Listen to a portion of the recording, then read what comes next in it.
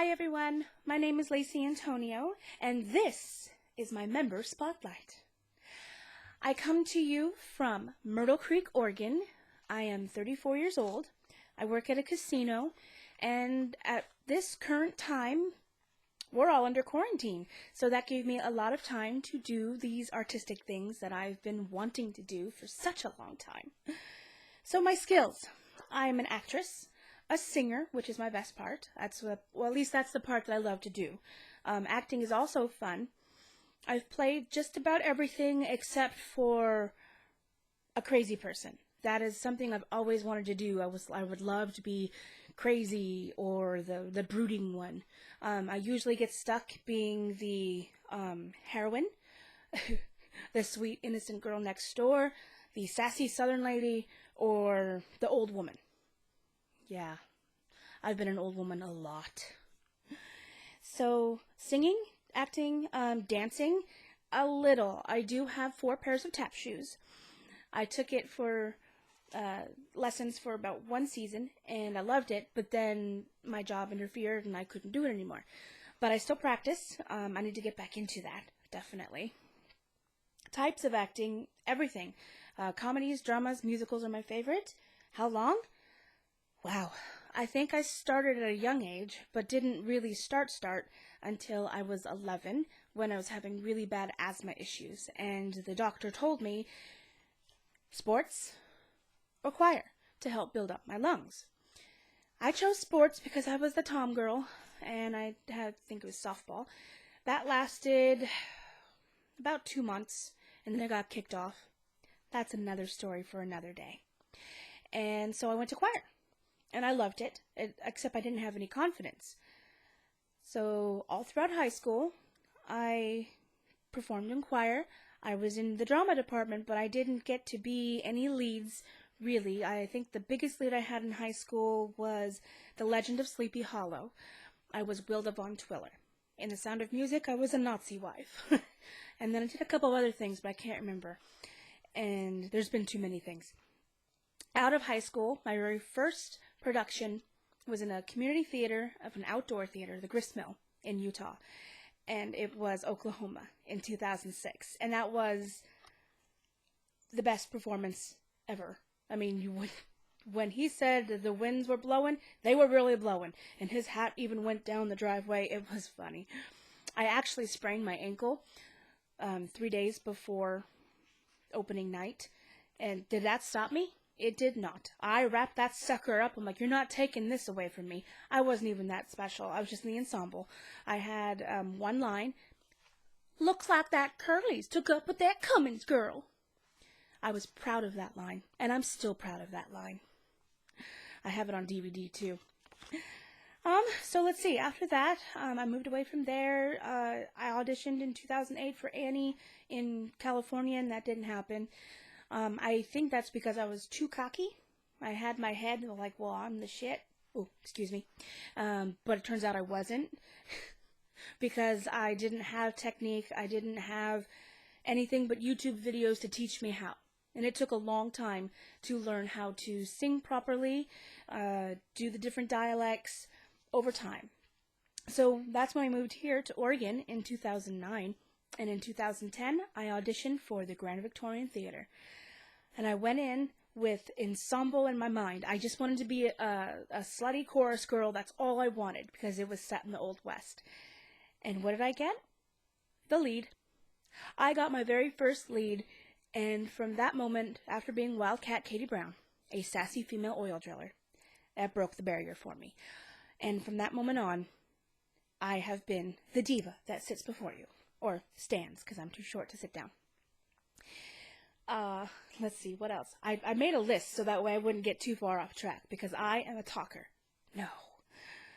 Let's see, my first show, I just told you that. Favorite show? Ooh, my favorite show is Hairspray. That is my go-to thing, is to be Tracy Turnblad. I've got the moves, I got the attitude. The only thing I don't have is the right wig. I will work on that. I did, however, see Wicked in Eugene last summer, and I cried from the minute I got into the Holt Center and from the minute we left the Holt Center. In fact, I think I made somebody mad who was sitting in front of us because I was singing just a wee bit too loud. I thought I was being quiet. But when they didn't come back after intermission, I was like, yes, I can see now. Let's see, favorite show, what I love. What I love about the theater is the fact that I get to be anything. I can just let go of my inhibitions, take down that wall, go out there and do my thing. And there's no apologies. You don't have to apologize for wanting to be the sassy Southern girl or the crazy lady who lives next door or anything. You can put on a wig and become whoever you want to be. You take all of your problems and you get them off your chest when you're on stage.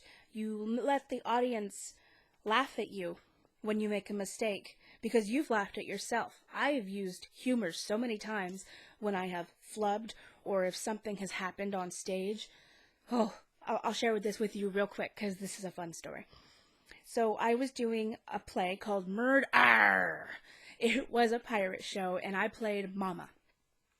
Now I took the song from Chicago, When You're Good to Mama, changed some of the words, and I did that in one of the little scenes. However, my mic stopped working, and I didn't know, because I basically shouted that whole play anyway. And I wasn't terrified, but it's a very low song, and as I'm trying to, you're trying to do that with a pirate accent is not easy. In fact, it really hurt my voice. I had to rest a lot after that show. And the sound guy just yells from the back of the theater, "Hey, your mic's not working! Just do it without it, I'll lower the music." And I stayed in character, and I'm like, "I don't think so. I'm going to go find myself a female pirate. I'll be right back. Talks amongst yourselves." And I left the stage. I went backstage, and I ran to find the other people who were back there, and I shouted a few obscure things, like, "Get out of my way!" Dropped a couple things on purpose, and then went backstage so they could look underneath and flip all the costume up so they could find the thing. Somehow it got unplugged, and made them laugh, made the audience laugh, and made, hyped them up. And then when I finished doing my song, I got a standing ovation, and that was like, yes, that's why we do this.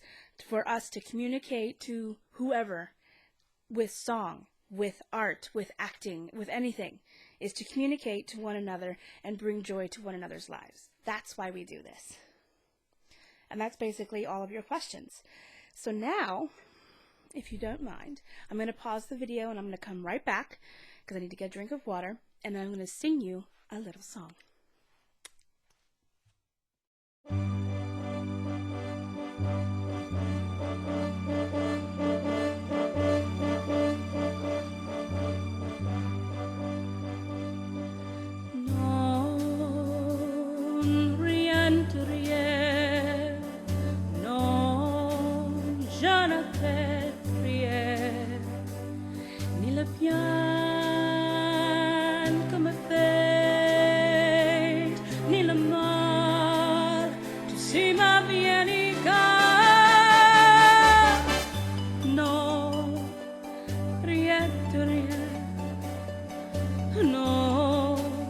Je ne crée rien, c'est payer,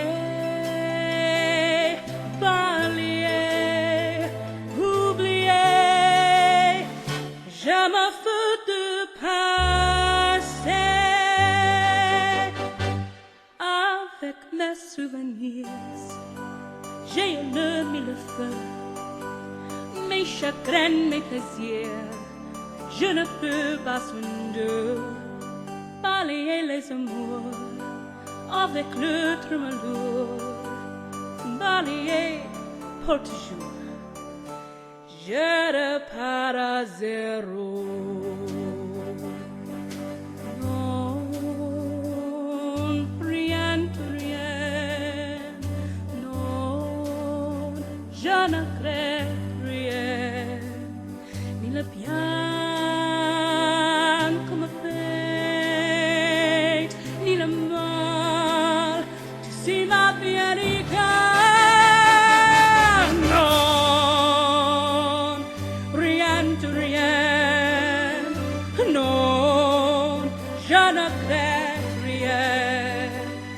darme vida.